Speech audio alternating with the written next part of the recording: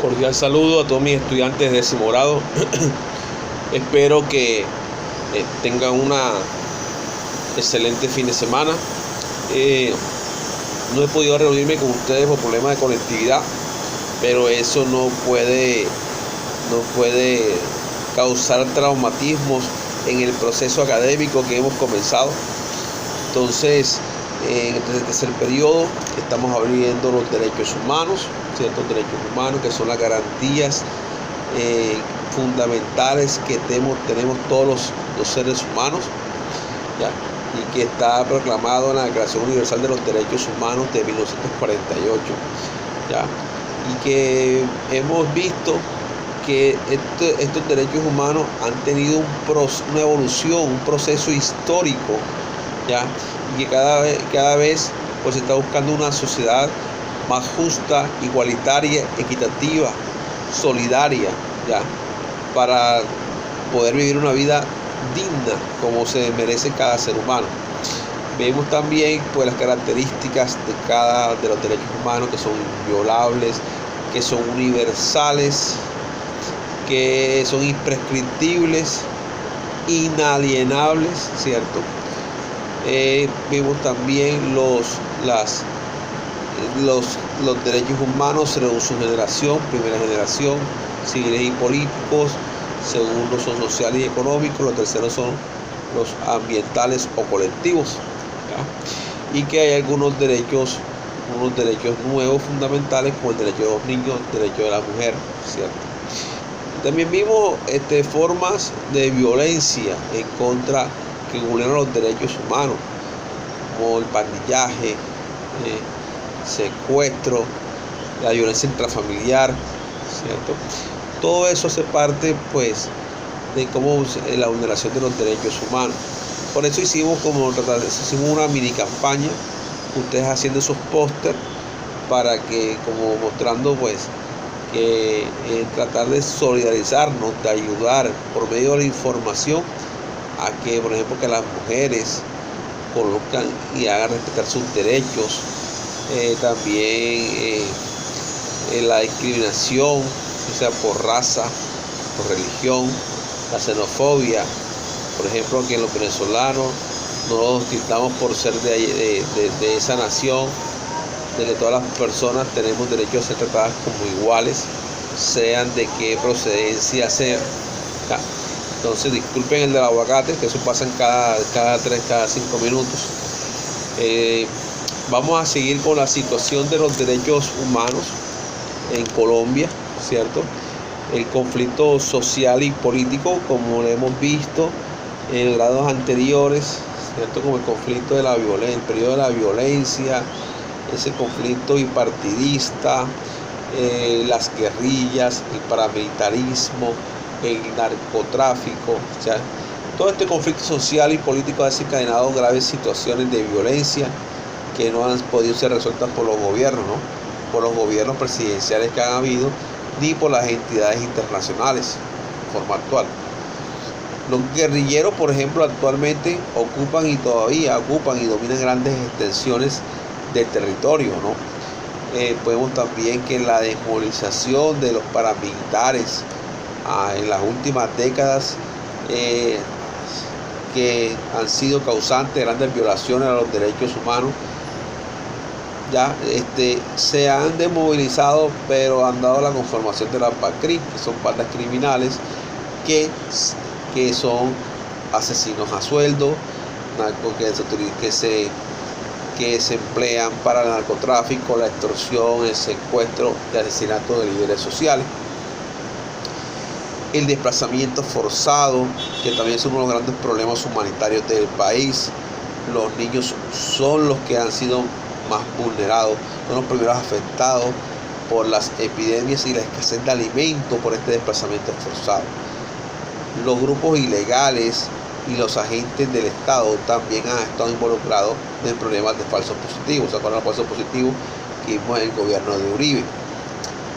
Actualmente existen 19 millones de personas en situaciones de una pobreza extrema. Entre ellos hay sectores vulnerables, mujeres, niños, ancianos, LGBTI, y comunidades indígenas y afrocolombianos. Los niños y la juventud están enfrentados a violación de derechos humanos como la exposición al trabajo, explotación sexual, pobreza, mortalidad infantil, desnutrición y deserción escolar. La juventud, por ejemplo, hay jóvenes que no tienen el acceso a las universidades, ya no tienen oportunidades de un empleo, sufren también de maltrato intrafamiliar, ¿cierto? Entonces, hay muchos causantes de las violaciones de los derechos humanos de los niños y los jóvenes en Colombia. La dificultad para acceder al mercado laboral. Si no estudian, les es más difícil entrar al mercado laboral, la drogadicción, la inestabilidad emocional y la vinculación también a la delincuencia, ¿ya? Son uno de los problemas que aquejan a los niños y a la juventud. En el caso de las mujeres, ha alcanzado progresivamente en las últimas décadas, en el siglo XX, finales del siglo XX y XXI, ha tenido una progresiva participación en la vida pública. La mujer solamente empieza a tener una participación pública es en el Frente Nacional. O sea que es muy temprana la participación de la mujer en la sociedad. Su acceso al mercado laboral todavía sigue siendo limitado. Prefieren a un hombre que a una mujer en algunos puestos de trabajo. El acceso a la educación ya también preponderan al hombre. La violencia intrafamiliar no cesa. El abuso sexual, homicidios han subido en las últimas décadas. Ya. En la tercera edad, según el DANE, para el 2010, la cifra de ancianos se triplicó. Este aumento ha reducido la expectativa de calidad de vida como derecho de tercera generación, que es el derecho de colectivo, los derechos ambientales, los derechos de las personas de tercera edad, de las condiciones de vida, tanto materiales, afectivas y familiares, son muy inexistentes. Muchos familiares abandonan a sus seres queridos de tercera edad. Otro sector también que también está inmerso en la violación de los derechos humanos son las minorías étnicas, como los indígenas y los afrocolombianos, que son amenazados por la precariedad de las condiciones de vida que viven en las áreas rurales, la presencia de guerrillas y paramilitares que lo hacen que se desplacen de su territorio, y también que han cogido su territorio, los despojan de su territorio para hacer zonas de industria y de exploración económica, ¿ya? Entonces son uno de los problemas que actualmente tiene nuestro país en esa, ¿ya? Entonces seguimos, vamos ahora a hablar un poco de lo que es la protección de los derechos humanos en Colombia. Entonces existen ciertos organismos que tienen esa obligación de velar, de promover, de proteger los derechos humanos en Colombia. Cuando nosotros hablamos de la organización del Estado, ¿cierto? Del Estado te dan tres ramas del poder. Del ejecutivo, legislativo y judicial. El ejecutivo del presidente, de los ministros, los departamentos administrativos. Encontramos en el otro que está la legislativa, que está el Congreso. Dentro del Congreso está el Senado y está la Cámara. Y en el aparato judicial, en el rama judicial, está la Corte Suprema de Justicia, la Corte Constitucional, la Fiscalía y el Consejo Superior de la Judicatura. Y tenemos la Corte Constitucional. Entonces, en esa organización del Estado, aparte también hay algo que se llama que los organismos de control. En los organismos de control tenemos el Ministerio Público. Dentro del Ministerio Público vamos a encontrar la Defensoría del Pueblo. Vamos a encontrar la Defensoría del Pueblo, la Procuraduría General de la Nación y la Contraloría General de la Nación también, y la Personería. Entonces cada uno de ellos tiene un papel para proteger los derechos humanos. Por ejemplo, el personero es el que atiende a nivel local los problemas en un territorio, los problemas que tenga pues la comunidad a nivel a nivel de problemas de violación de derechos humanos. O sea, eres el que atiende los casos y trata de resolverlos. Por ejemplo, aquí dice que las personerías municipales, su historia se remonta a Grecia, donde existían funcionarios encargados de presentar las quejas de los ciudadanos ante las autoridades. En la actualidad, la personería se encuentra representada por el personero, quien se encarga de defender los derechos humanos de la comunidad, recibe las quejas que la presente cualquier persona sobre situaciones que violan los derechos humanos, informa inmediatamente a las autoridades sobre los hechos ocurridos e inicia la acción correspondiente ante la justicia. Esto es lo que hace un personero, ¿cierto? Esta es la función principal del personero, atender los casos y atender a las personas para que él se dirija a las autoridades para poder resolver los casos en lo que concierne a la violación de los derechos humanos. Todo esto que estoy hablándoles, todo eso también está en la Constitución del 91 y hace parte de la organización del Estado. Como les dije, están a reclamar del poder y están los organismos de control, donde está el Ministerio Público. El Ministerio Público está la Defensoría del Pueblo, la Procuraduría y la Contraloría General de la República. La Defensoría del Pueblo fue creada en el 91. Es un organismo de control cuya principal función es garantizar, promover, divulgar y proteger los derechos humanos en el territorio nacional. Entonces podemos decir que los personeros están a nivel local y los defensores del pueblo a nivel nacional. Además, se encarga de promover la promoción del derecho internacional humanitario.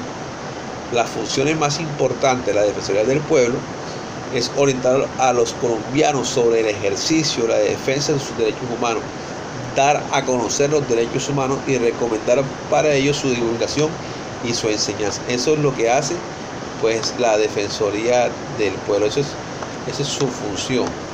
Después viene la Procuraduría General, que es un organismo que fue creado en 1930, fíjense, cuando se acabó pues la Gran Colombia. Eso fue en el siglo XIX, 1830, encargada de vigilar detenidamente la aplicación de leyes, ¿cierto?, actos administrativos y judiciales. O sea que ella se encarga de vigilar a los funcionarios públicos que cumplan con sus responsabilidades, que no violen los derechos de los ciudadanos. O sea, registra, denuncia y sanciona la conducta y las responsabilidades de los funcionarios públicos en la toma de decisiones políticas y económicas. También aparece la Contraloría, que se encarga de controlar el gasto público, o sea, controla el fisco, controla la parte de los gastos de la nación, de que los recursos o el rubro que da el gobierno sea bien utilizado y no sea pues robado, porque eso es una violación también a los derechos humanos de la persona, robarle pues, porque si se le roba al gobierno, pues no pueden hacer obras que beneficien a los ciudadanos. Tenemos también ahora los mecanismos de protección, mecanismos de protección en Colombia, que están inmersos en la Constitución del 91. La Constitución del 91 es una constitución hecha basada en los derechos humanos. Entonces, se hicieron unos mecanismos que tratan de hacer que sea posible una democracia participativa, ¿cierto? Por eso se crearon los mecanismos de protección en Colombia: acción de tutela, un derecho de petición, una acción de cumplimiento, una acción popular, una habeas data. O sea, son mecanismos que sirven para proteger los derechos humanos de las personas, para defenderse. También están los mecanismos de participación ciudadana, pero estamos viendo solamente hasta actualmente los mecanismos de protección de derechos. Ahora, el mecanismo de participación ciudadana, darle el derecho al ciudadano del común a participar en las decisiones del gobierno, a estar más directamente conectado con las decisiones del gobierno, o sea, que él pueda también opinar, discutir y hacer parte de las decisiones que beneficien al común, a la nación. La política debe tener como objetivo es el bienestar común. La política es el espacio público donde todos nos reunimos y todos estamos en posición de igualdad para tomar decisiones que nos beneficien a todos por igual, ¿cierto? Eso quiero que les quede claro. Entonces vamos a hablar de la acción de tutela, ¿ya? Creo que está en el artículo 86, si no me equivoco. Es un mecanismo encargado de proteger los derechos constitucionales y fundamentales, ¿ya?, de todos los ciudadanos. Ustedes saben cuáles son los derechos fundamentales, ¿no? El derecho a la vida, que es el más importante, el derecho a una vida digna, ¿cierto? El derecho al trabajo, ¿ya? El derecho a la información. Son una cantidad, ¿cierto? Entonces, en el momento que, por ejemplo, cuando ella es de carácter residual. ¿Qué significa que es de carácter residual? Porque, por ejemplo, que ella es la última instancia cuando, o sea, tú puedes utilizar otro mecanismo de protección, pero cuando ya no hay otro, ya no hay otra salida, entonces ya tú utilizas la acción de tutela. La acción de tutela tiene como principal objetivo proteger los derechos fundamentales de las personas, ¿ya? Entonces vamos a poner, y es de carácter residual, que como estoy diciendo, es ya la última instancia. Dice aquí, la tutela funciona como el último recurso al que puede recurrir a un ciudadano en su defensa inmediata, ¿ya? Cuando algo tiene un derecho fundamental no puede esperar, como por ejemplo el derecho a la salud, un medicamento, una operación, ¿ya? Eso no se puede esperar, ¿no? Entonces, todos podemos hacer una acción de tutela. Hay formatos en la página. Sería interesante que de parte de ustedes aprendan a hacer, porque ustedes no saben que estos mecanismos de protección alguna vez les pueda servir en el transcurrir de los episodios de su vida.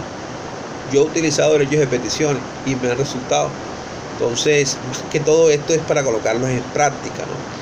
Cuando se requiera, ¿no? Cuando uno de nuestros derechos ha sido violentado. Entonces vamos a ver la acción popular.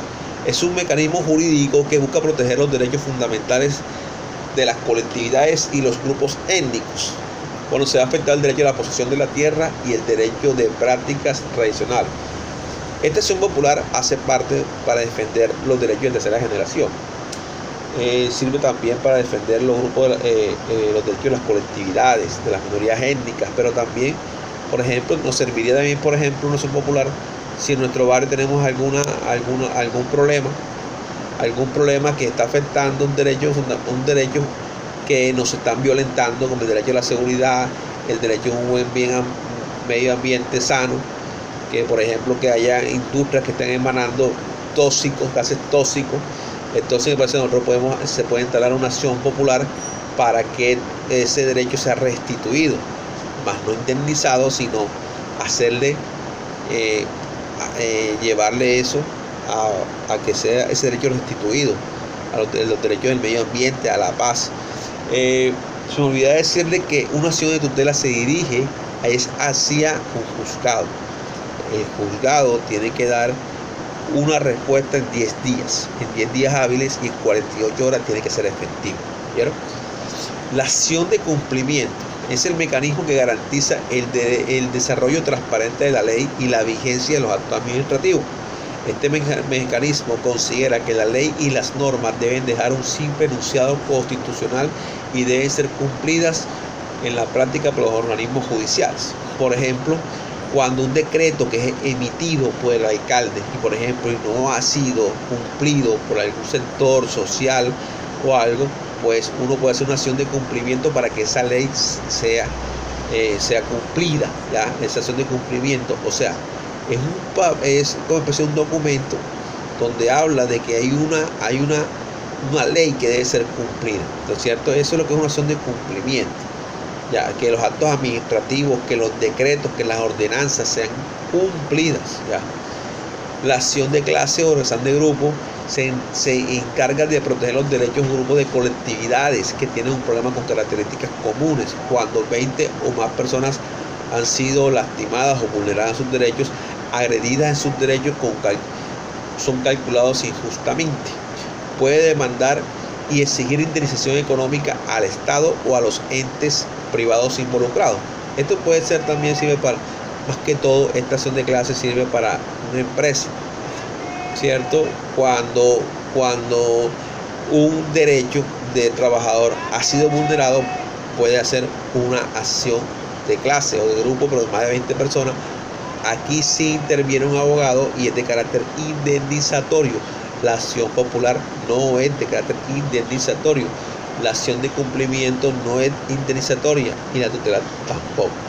La otra te restaura derecho, esta también te restaura derecho, pero también te da dinero, ¿cierto? Entonces tú puedes hacer una acción de cumplimiento, una acción popular, tú la puedes tutelar. Ya la acción de clase es un poquito más complicada y la puede hacer es un abogado.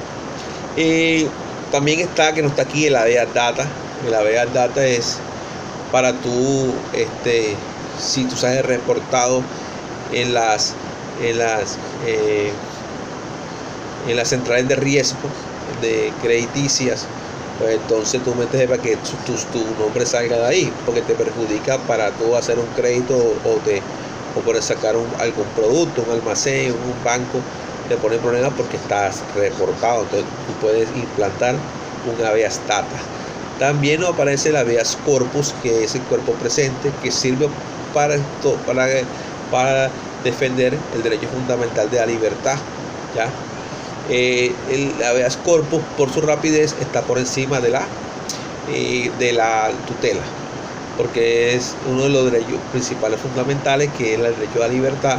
Cuando te han quitado la libertad, sí,